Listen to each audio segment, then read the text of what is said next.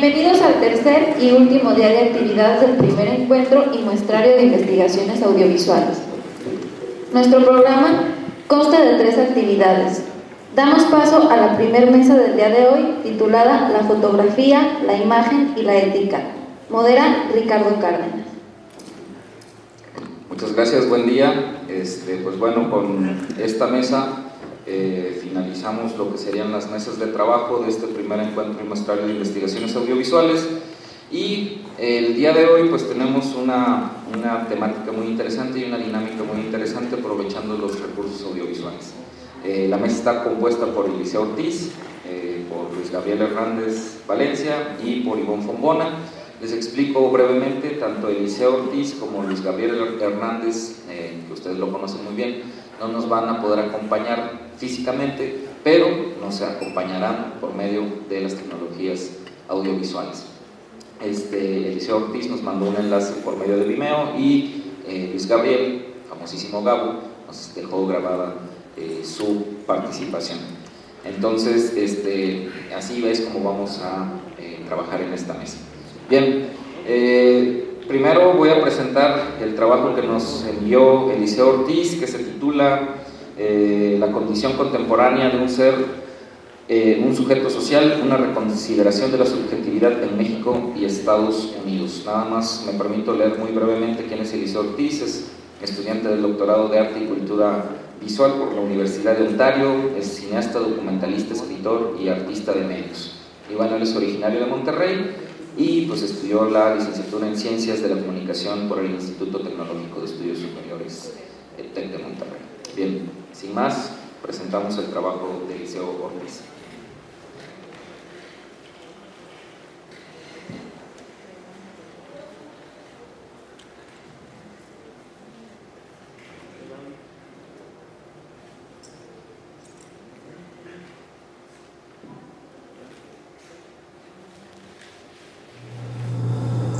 La condición contemporánea de ser un sujeto nacional, una reconsideración de la subjetividad entre México y Estados Unidos.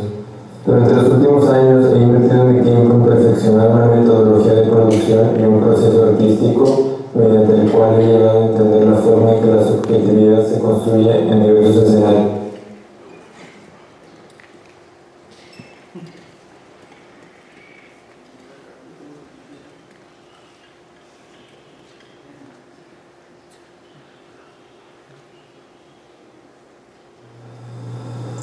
La condición contemporánea de ser un sujeto nacional, una reconsideración de la subjetividad entre México y Estados Unidos.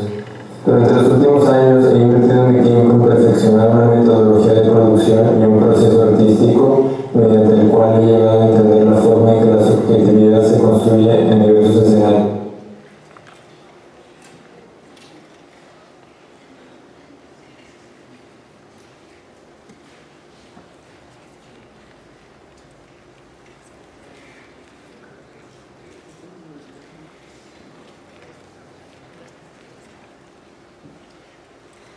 Roberto, ¿podemos pasar a la ponencia de Luis Gabriel, por favor, en lo que se encarga esto?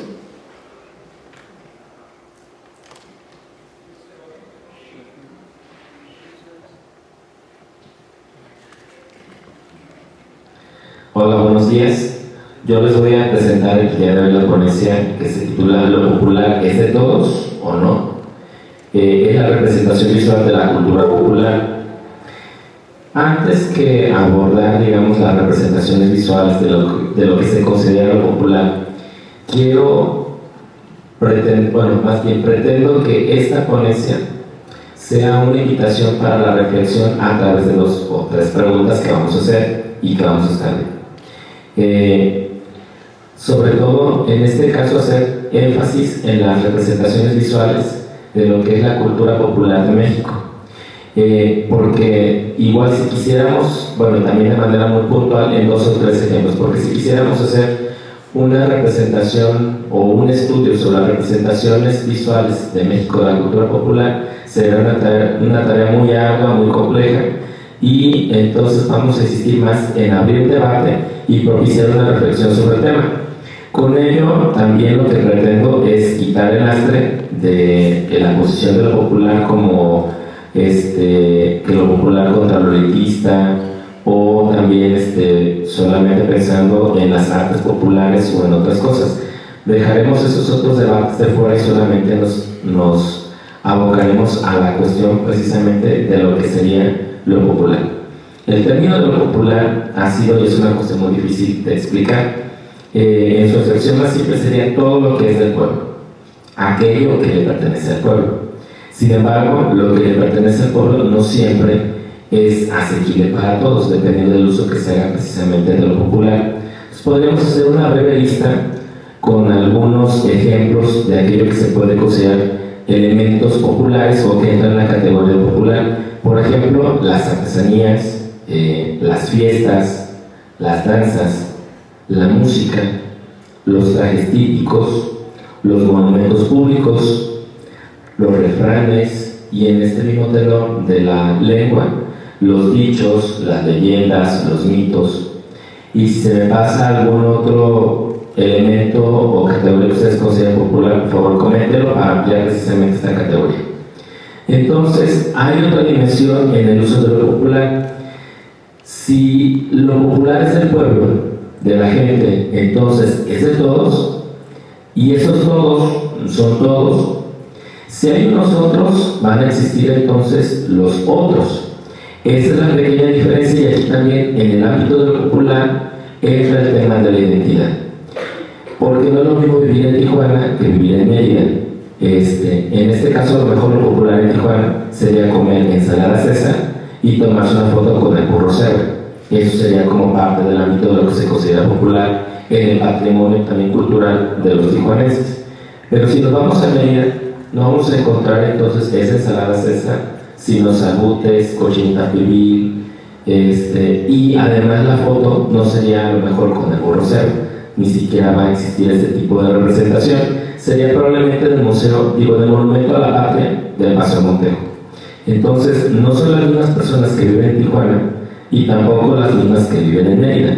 Son pueblos distintos y hay representaciones populares distintas. Entonces, lo que les corresponde, digamos, o lo que es del pueblo tijuanense es unas cosas y lo que le compete entonces a los meridenses es otra. Y haciendo entonces alusión a esta misma cuestión, podemos preguntarnos otra cosa más, o incluso podemos pensar en otra referencia cruzada al respecto, que sería el nacionalismo. Entonces nosotros, o en este caso asumo que toda la gente que está aquí en el auditorio es de México, son mexicanos. Entonces, si la nación es de todos, y todos seremos mexicanos, entonces lo popular se supone que sea de todos, y seríamos entonces propietarios de todos los elementos populares porque somos de la nación mexicana, y esta cuestión que naturaliza a todos del nacionalismo haría entonces que nosotros tengamos como competencia en todo ello. Sin embargo, también esto puede ser de que si todos somos la nación y todo es de todos, puede ser como una verdad de perogrullo, porque olvidamos que no compartimos, como en el caso que vimos antes de Tijuana y de Mérida, no compartimos las mismas manifestaciones culturales. Cada estado, cada región o cada municipio tiene un repertorio distinto de cómo se es cultural y socialmente hablando. Entonces, la comida michoacana, por ejemplo, que es patrimonio de la humanidad, no es la de todo el estado, sino la de la zona purépecha, ese patrimonio de la nación y patrimonio internacional. Entonces, significa que si ese patrimonio o esa manifestación de lo popular no corresponde, digamos, a la parte de la ciénaga, a la parte entonces de la costa, y implicaría en este caso entonces que si yo no viví o no crecí en esa región, probablemente entonces lo que es popular para otras personas no lo va a ser para mí. Entonces no significa que entonces ese patrimonio sea de todos. Si no crecí, si no viví en esa región, mis conocimientos y mi gusto construido no puede diferenciarse entonces de otras partes. Y ahí mismo también, si yo no crecí en la zona purépecha, no puedo hacer la diferencia entre un tamal y un chepo. A lo mejor en el caso de la zona ciénaga todavía existe esta diferencia, pero no hay en otros lados. Entonces, si no cuento con esas herramientas sensoriales y tampoco cuento con el vocabulario, entonces no puedo hacer referencia a ello, no puedo decirlo de esa manera. Entonces, de nuevo la pregunta, ¿qué es lo popular?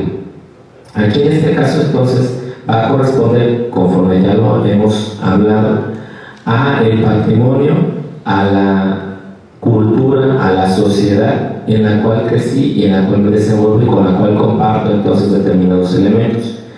Si esa diversidad de elementos que separa una persona de otra no le da precisamente la noción para poder precisamente utilizar estos términos, lo popular entonces va a estar también demarcado por una adhesión o una pertenencia a una comunidad o a un conglomerado. Y en este caso también tenemos, por ejemplo, la utilización hace poco en uno de los medios de comunicación salía que precisamente una diseñadora francesa utiliza los motivos otomíes, y entonces también el pueblo otomí lo que hace es hacer una demanda precisamente por el uso indiscriminado de su propio patrimonio. Entonces en este caso lo popular no es de todos, lo popular es aquello que le corresponde a determinadas comunidades, a determinados pueblos, y en ello vamos a ver entonces un ejemplo con la danza de los cahualiles del municipio de Zaguayo, que estamos justo a unos cuantos minutos, para que veamos entonces quiénes participan y cómo están participando.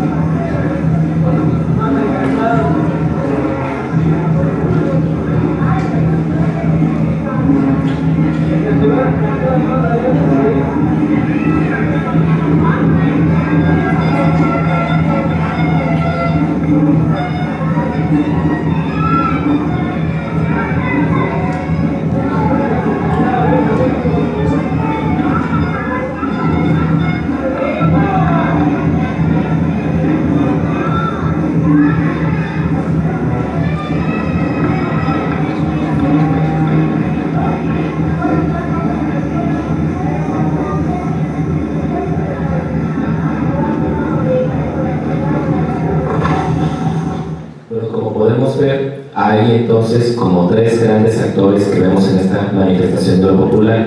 Vemos a danzantes, vemos a organizadores, que son los que se hacen cargo de la danza y que están precisamente al tanto de la fiesta, y también vemos a un gran grupo de personas que son los participantes. En este caso, el patrimonio zaguayense sí permite, por ejemplo, la toma de fotografías, la toma de video, en algunos de ellos lo hemos visto, y no hay entonces un celo por precisamente lo propio, sino hay una motivación precisamente para difundir lo que es lo propio.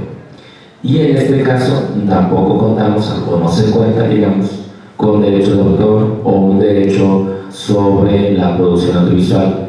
Cada quien puede tomar entonces las imágenes que quiera, y hay muchísima gente que se toma precisamente también fotografías junto con los danzantes como una especie de recuerdo, precisamente para llevarse o para inmortalizar el que haya participado en la fiesta, si no es precisamente de la zona.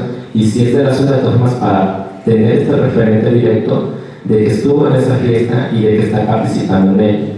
Entonces, en este caso, hablando precisamente de estas cuestiones populares, vemos que este patrimonio le corresponde a más personas, a todo este pueblo que está precisamente dando entonces su carga simbólica, su aportación para el disfrute de esta manifestación. Y no hay entonces unas restricciones como a lo mejor en Chiapas, en algunas localidades sí se prohíbe este tipo de situaciones. Entonces, estos elementos y estas representaciones de lo que conocemos como cultura popular van a estar precisamente mediadas por aquello que se conoce como el dominio popular, en el caso de los derechos de autor, pero también entonces por la sociedad que permite o no precisamente hacer difusión de este patrimonio, y sobre todo con qué propósito se va a realizar. Hasta aquí tendría mi participación y espero entonces haya más comentarios al respecto. Muchas gracias.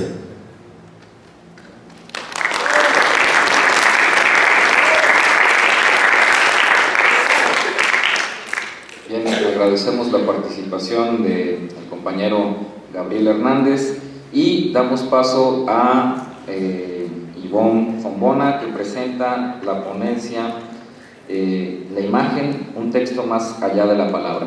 Me permito presentar brevemente a Ivonne Fombona, para quienes no la conozcan, es estudiante de la Universidad de la Ciénega y está interesada en esta cuestión de las imágenes, y a partir de eso pues nos presenta su ponencia. Te damos la palabra, Ivonne. Buenos días, gracias. Quiero agradecer a la trayectoria. Quiero agradecer a la trayectoria en estudios multiculturales por abrir espacios como este para que los alumnos expongan temas que pues son de su interés. Bueno, mi presentación es la imagen, un texto más allá de la palabra. Para empezar a contextualizar en el tema, les voy a explicar lo que es el lenguaje. El lenguaje es una herramienta en el desarrollo humano que consiste en la capacidad de comunicación entre dos o más personas. Estos son signos y normas aprendidos que conforman la lengua. La lengua es un producto social inventario de unas imágenes acústicas. Estas imágenes acústicas son la imagen subjetiva que se viene a nuestra mente cuando nos hacen mención de alguna palabra ante un estímulo sonoro. Ahí en la presentación está la imagen acústica, que sería la palabra nube, y está el concepto a lo que connota, que sería pues la imagen. Este término de imagen sonora o acústica lo acuña Fernand de Saussure en la obra Memoria sobre el sistema primitivo de las vocales indoeuropeas en 1878. La comprensión que tiene cada uno de ustedes acerca del lenguaje está basada en competencias, que es la capacidad cognitiva que tenemos cada uno de nosotros. Esta competencia se da gracias a las vivencias y es todo aquel bagaje cultural y pues vivencial que tenemos. El hombre empieza a hacer interpretación de signos naturales. Entonces, estos signos naturales son ese parteaguas entre una diferenciación del hombre a alguna otra especie. Por ejemplo, un rayo, nosotros lo vamos a asociar con lluvia, al igual que las huellas, pues lo vamos a asociar con una persona que acaba de pasar. Entonces, la interpretación de esos signos naturales es como que el comienzo a una interpretación más grande. Como ejemplo de ese proceso comunicacional, planteo a una pintura, Desayuno en la hierba de Monet, con la intención de explicar cómo este proceso va más allá de lo lingüístico y también asocia a lo visual. Este ciclo de comunicación tiene un emisor, que en este caso es el pintor, tiene un receptor, que es el espectador, en este caso serían ustedes, un mensaje, que es aquello que quiere comunicar por medio de la pintura, y esta pintura a su vez hace como un canal. El código es el conjunto de claves o imágenes en la transmisión de un mensaje, y está el contexto o referente, que sería el contexto en todo o la época que influyó o en la que fue pintada la obra.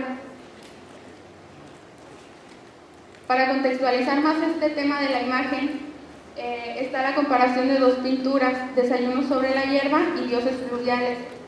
En ellas se encuentran plasmadas escenas similares y entran en cuadro las ninfas, que son como un punto central en el tema. En el segmento de Dioses fluviales, en el extremo derecho, se encuentran tres personajes.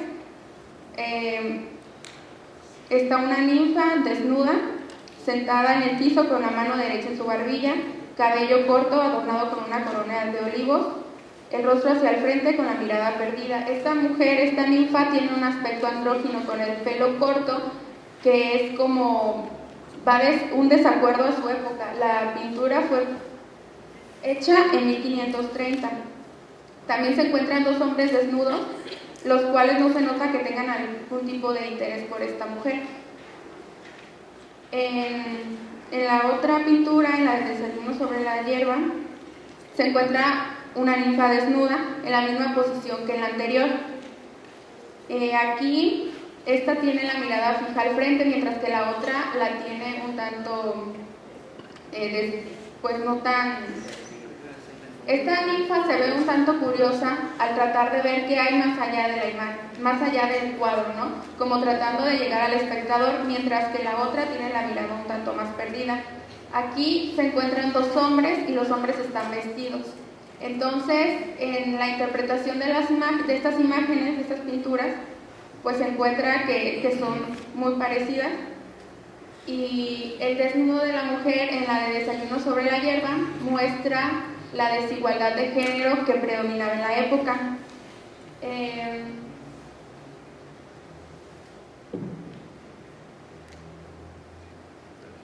Y otro punto es pues la mirada de la mujer que está como curiosa, tratando como de romper ese estigma del género que se tenía pues en esa época. Bueno, y son los ejemplos que mencionaré acerca de estas dos imágenes, que son portadoras de pequeños fragmentos de la realidad que se vivía en el tiempo en el que fueron pintadas, y gracias a que han sido como fueron adelantadas a su tiempo, es que han logrado trascender hasta nuestros tiempos. Bueno, pues para interpretar estas imágenes les voy a hablar del triángulo semiótico, donde Peirce conceptualiza el signo como un proceso que cobra significado hasta que nosotros se lo damos. Entonces, aquí les voy a dar como que un ejemplo para que sea más entendible. Como la cruz esvástica. Esta cruz es una figura cargada de significación gracias a los sucesos que se dieron en la primera mitad del siglo XX. Y gracias a pues que las personas así lo conocen. Bueno, en este caso, refiriéndonos a la cruz esvástica, el objeto referente sería la imagen de la cruz, que es aquello a lo que el signo da cuenta. El interpretante sería el portador de los hábitos interpretativos de la comunidad, entonces sería la persona que lo dice pues sí, que lo menciona. Y el signo pues sería la palabra, sería como pues la cruz esvástica. A lo largo de la historia, el desarrollo de la semiótica se ha ido desenlazando un fuerte debate en el tema de si la imagen es un texto o que si las características del texto son lo suficientemente buenas para analizar una imagen. Entonces, les voy a decir los conceptos del texto. El texto se entiende como un conjunto coherente y ordenado de signos cuya finalidad es comunicar, y la textualidad es la coherencia que permite la interpretación de este. La cultura está hecha de muchos signos y al igual que la palabra, han sido considerados por algunos estudiosos del campo como unidad de estudio. Pero Lorenzo Vilches, en 1984, nos dice que el texto sería en este caso la unidad de estudio, porque una palabra o un signo, si no está contextualizado, no puede ser una unidad, porque, o sea, para que algo pueda ser considerado como unidad, debe de bastarse con eso para realizar la interpretación. En cambio, un signo, si no se sabe su contexto, no es suficiente para interpretarse. Entonces, es por eso que este señor nos dice que el texto sería como la unidad, porque con eso basta para comenzar una interpretación.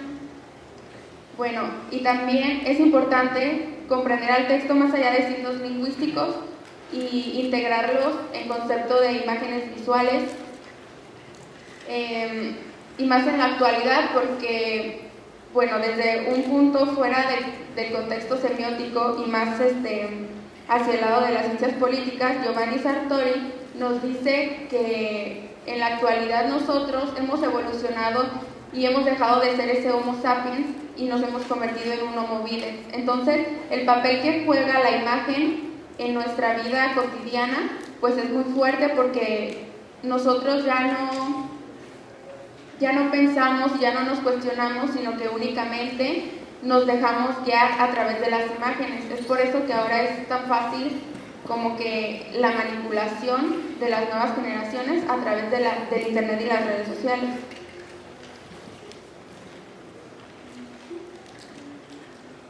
Bueno, el iconismo también es otro concepto esencial cuando hablamos de semiótica. Jean-Marie Trinkerberg define signo icónico y signo plástico. El icónico es el que remite a una imitación del objeto de la realidad y el plástico refiere a códigos basados en líneas, texturas y colores seleccionados independientemente de cualquier punto de vista. En este caso, pues yo pongo esa imagen porque hace referencia a un signo icónico, ya que es tomado de un fragmento de la realidad, pero no posee las características físicas de este.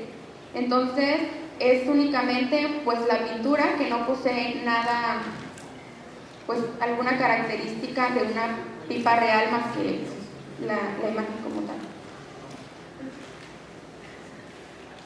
Bueno, Bildwissenschaft es una ciencia que está en desarrollo desde hace 2 décadas y se ha desarrollado en el campo alemán, es la ciencia de la imagen, y ha tratado de entender a la imagen como un ente autónomo que se puede interpretar por ella misma. Entonces propone buscar nuevas concepciones de pensamiento desde una perspectiva multidisciplinaria a través de nuevas formas de análisis. Busca ir más allá de la ideología semiótica que predomina hasta el momento, que es estudiar la imagen como un texto. Ha intentado desarrollar pues metodologías propias para poder llegar a una interpretación de la imagen un tanto más objetiva. Pero en vista de los últimos avances tecnológicos, pues habría que cuestionarnos si realmente lo planteado o la forma en la que se interpretaron las imágenes que yo les expliqué anteriormente es aplicable para las imágenes que tenemos en la actualidad, ya que pues vivimos en una sociedad que es bombardeada todos los días con imágenes de pues que no sabes de dónde vienen o en esa forma.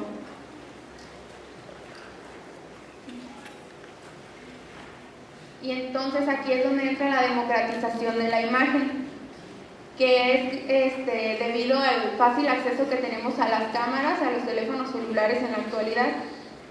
Entonces, toda nuestra sociedad a través de los medios y redes sociales está siendo llenada de imágenes plásticas. Barthes menciona que la imagen fotográfica es un mensaje sin código, debido a que es reproducido sin la intervención humana. Pero ¿qué tanto es cierto en esto? Porque al momento de que tú tomas una fotografía, ya estás decidiendo qué fragmento de la realidad es el que vas a retratar y cuál fragmento es el que tú vas a mostrar. Entonces, yo considero que desde el momento en que se toma la fotografía, ya se está haciendo una intervención. Él nos menciona que las intervenciones son por procesos mecánicos, químicos o electrónicos, pero también puede ser pues de otra forma, como lo hemos visto en otras ponencias aquí, es desde que el fotógrafo toma su foto, ya él está decidiendo y por lo tanto está interviniendo en mostrarte una realidad. Bueno, aquí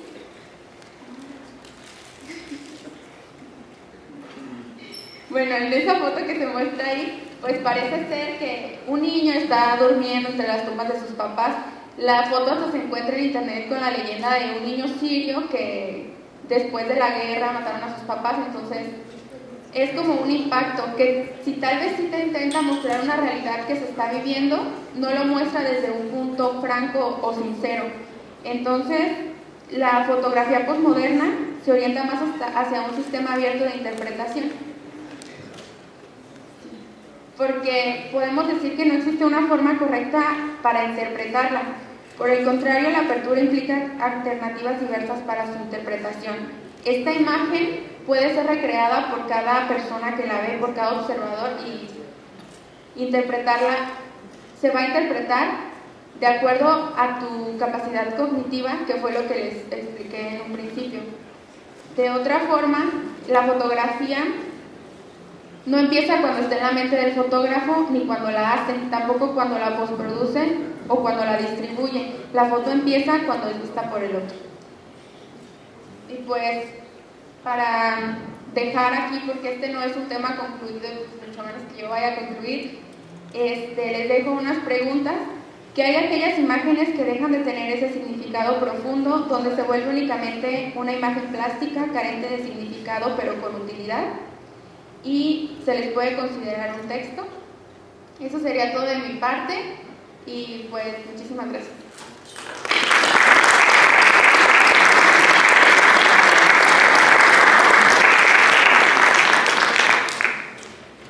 Bien, agradecemos la participación de Ivonne y ahora sí pasamos a ver la videoponencia de Eliseo.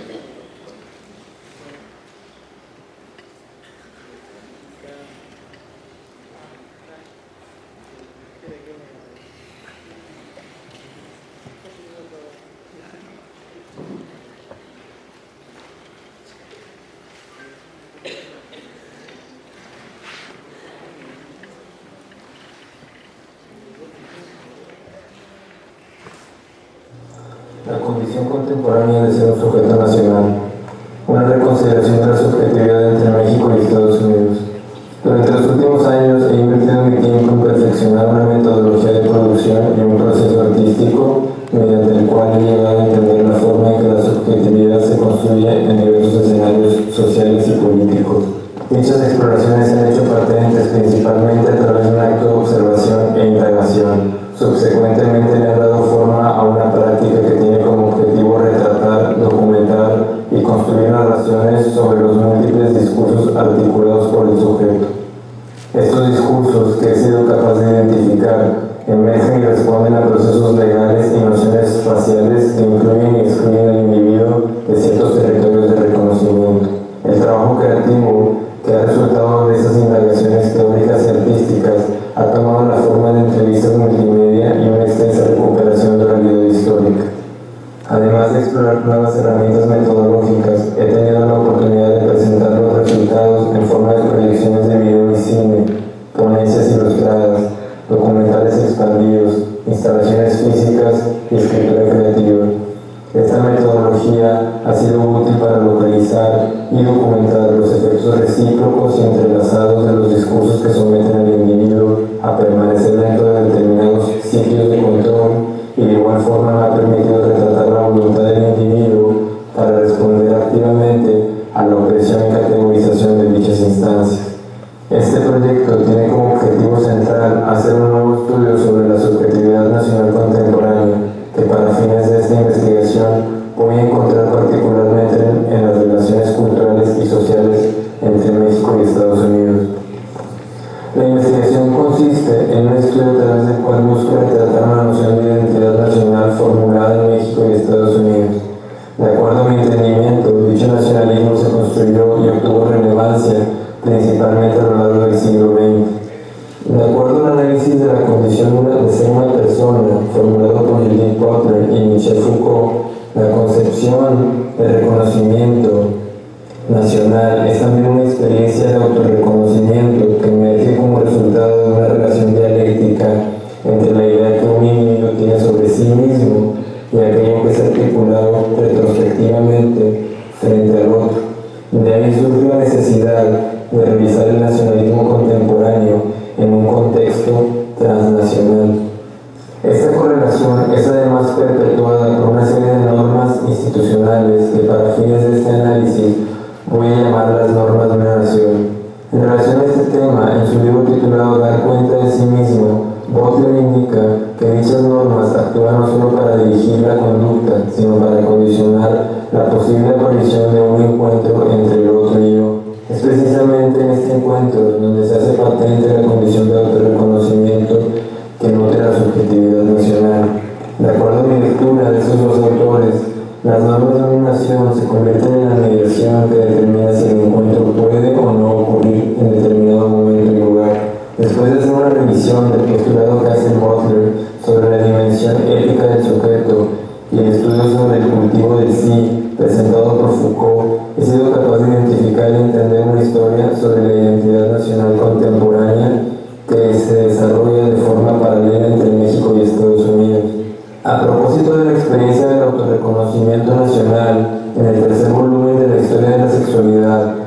Foucault explica que dicho precepto es en todo caso un imperativo que circula entre un buen número de doctrinas diferentes.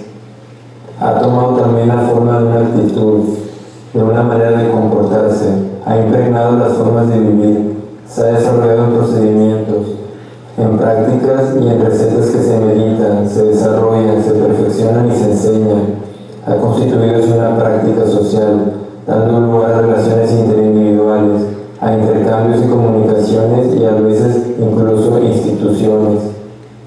Ha dado lugar finalmente a cierto modo de conocimiento y a la elaboración de un saber.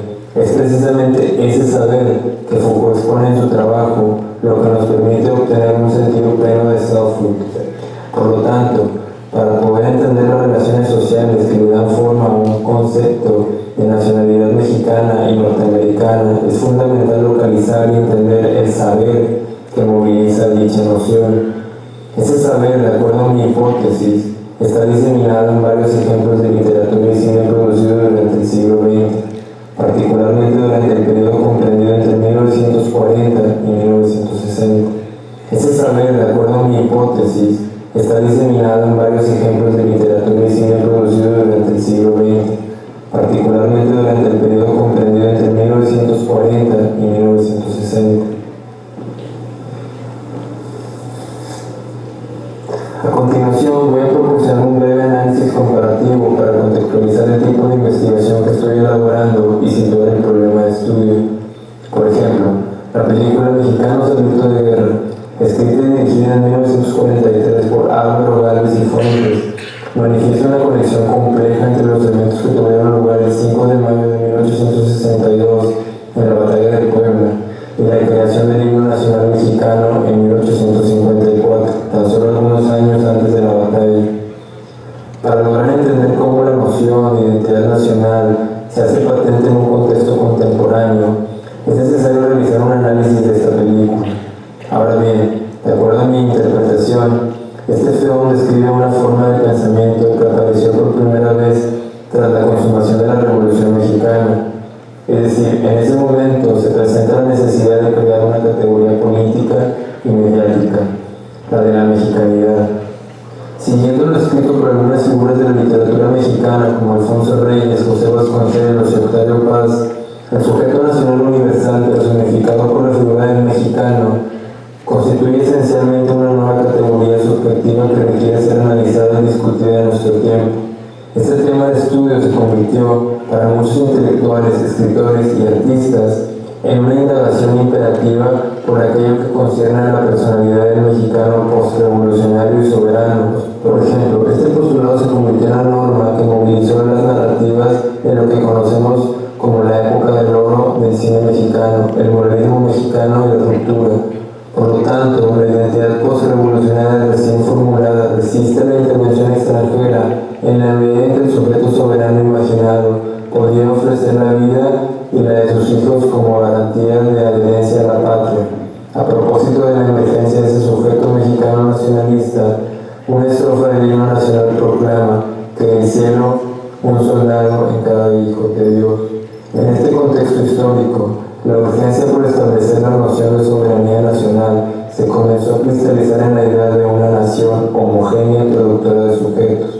Mexicanos al grito de guerra, por Álvaro Gálvez y Fuentes, aspira a salvaguardar esa herencia histórica y política imaginada durante un tiempo en que México necesitaba reinscribirse como una nueva nación institucional y proteger su soberanía territorial y política. El film inevitablemente representa los ideales normativos de una nación, formulados tras la consumación de un conflicto armado. Este es precisamente el tipo de saber que normaliza el posible encuentro en donde el autorreconocimiento nacional va a tener lugar. No es sorprendente que Mexicanos al grito de guerra fuera exhibida por primera vez el mismo año en que el himno nacional mexicano fue instituido oficialmente por el gobierno del presidente Manuel Ávila Camacho y, coincidentemente, durante la celebración anual de la Independencia de México, la víspera del 15 de septiembre de 1943. Estos eventos demuestran que la película no solamente confunde estratégicamente las nociones de independencia y revolución, pero que además instituye la figura del mexicano mítico, honesto, valiente y sobre todo independiente, simbolizado mediante el tipo de personajes retratados.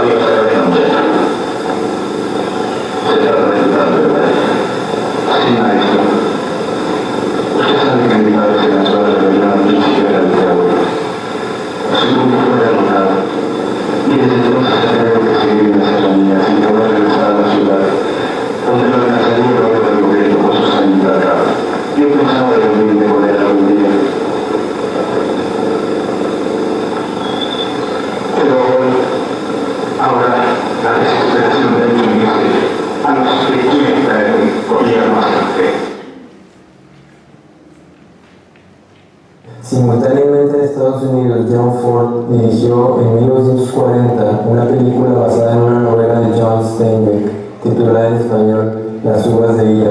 La novela de Steinbeck establece una relación estrecha entre lo ocurrido durante la Depresión de 1929 y el sentido de fortaleza cultural experimentado por la población norteamericana tras las desastrosas consecuencias de la crisis económica. En la película, Tom Judd es un Okie, quien después de cumplir una sentencia de prisión regresa a su granja y encuentra un paisaje devastado representado como un entorno polvoso y olvidado.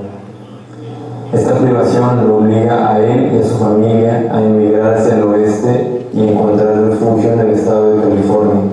La historia proporciona una versión invertida y renovada del icónico viaje hacia el oeste, presente en muchos western films producidos entre 1930 y 1940.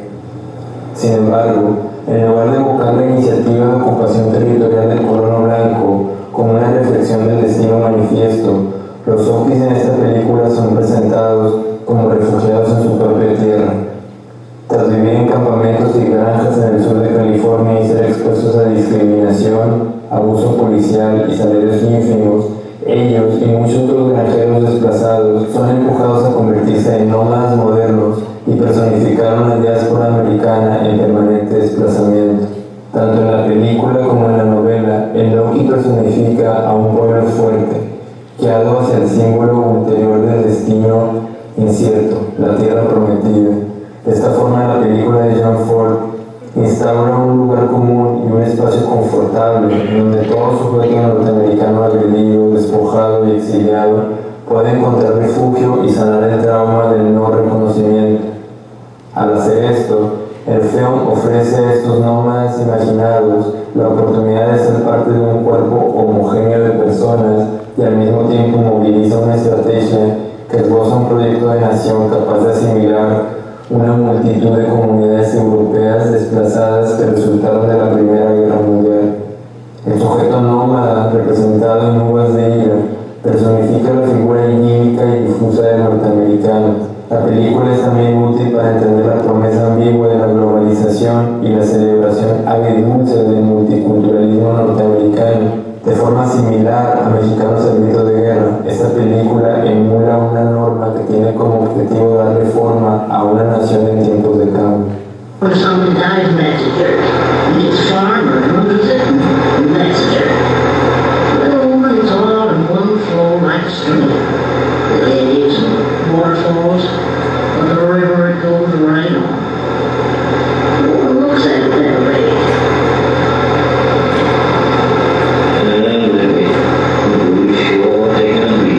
I know.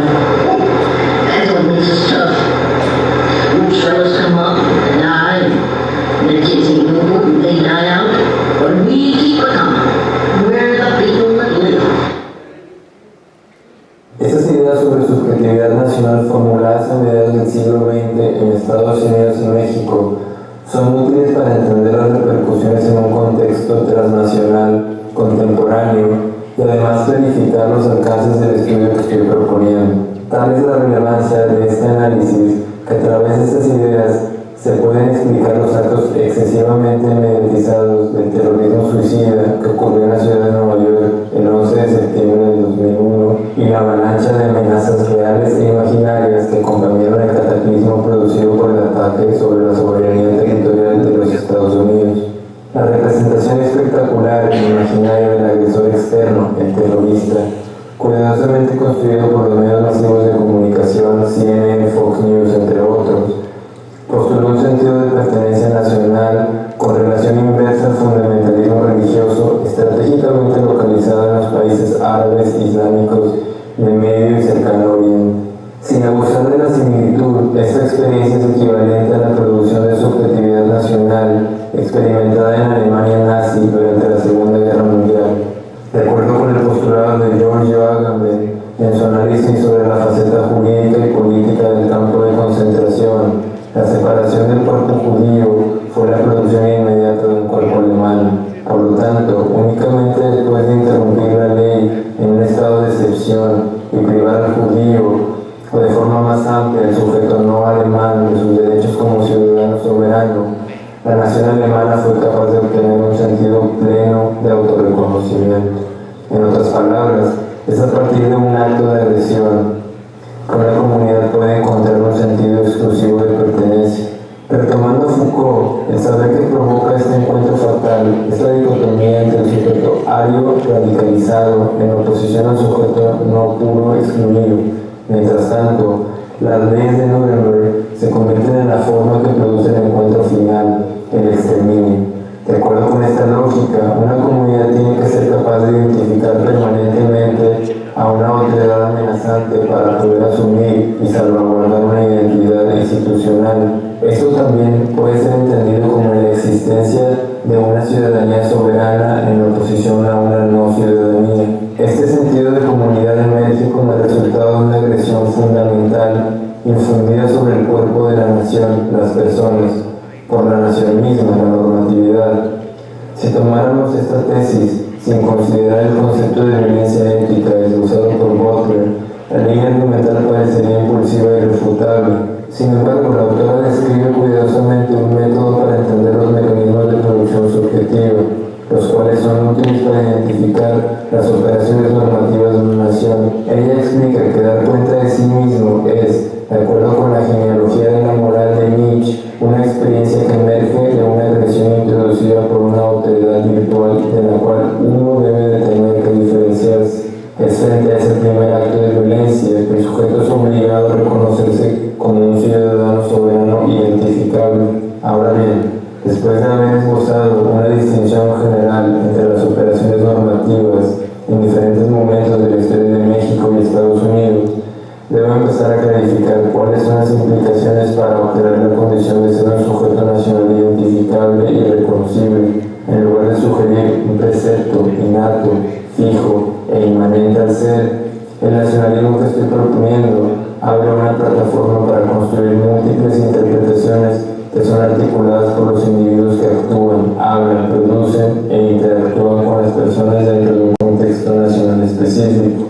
De acuerdo a mis experiencias como cineasta, documentalista y artista de medios, puedo señalar con certeza que la voz del sujeto es el recurso más importante para estudiar el encuentro a través del cual la experiencia de autorreconocimiento tiene lugar.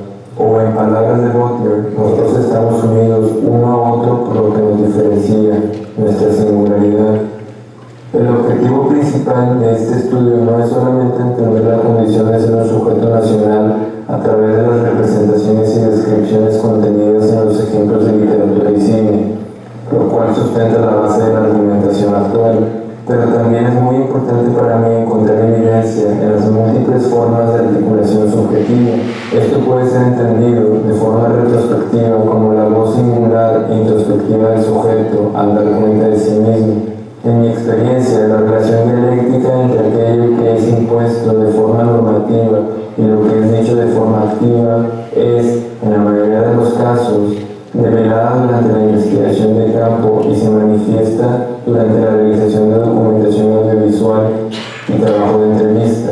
Por lo tanto, mi contribución a este tema de subjetividad es un estudio comparativo de medios construido en dos niveles.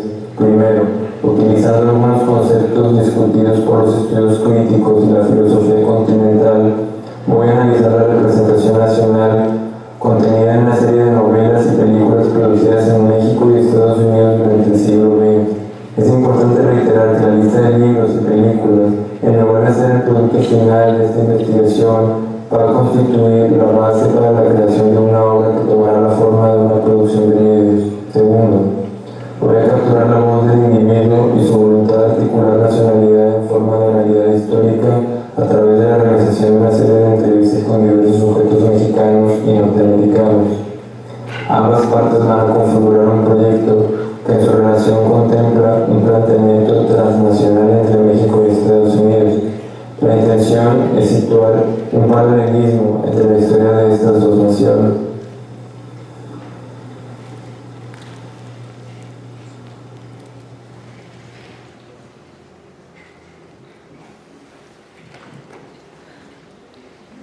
Muy bien, bueno, pues hay todavía unos minutitos para si alguien tiene alguna pregunta. En el caso de Gabriel y de Eliseo, si tienen alguna duda o comentario, lo pueden anotar en los papelitos, nos los pasan y se los hacemos llegar a ellos.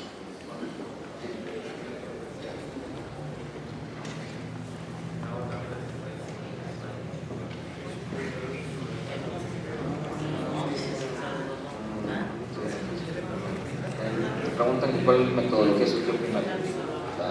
Supongo que son exclusivas y que sí son exclusivas para mí.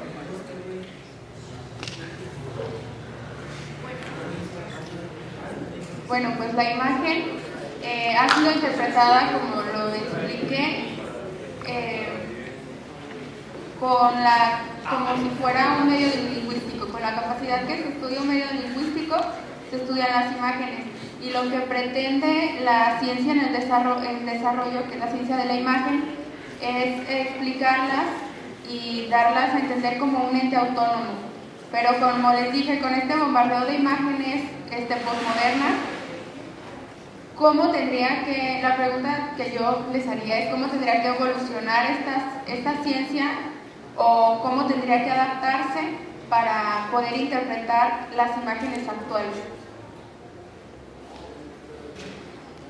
Hay una pregunta acá. Perdón. Solo, ¿qué es una linfa? Bueno. Las linfas son, en este caso, las mujeres que se utilizaron en las pinturas, que en el siglo, como en 1500, pues, donde fue pintada la de dioses fluviales, se utilizaban como símbolos como representación y metáforas.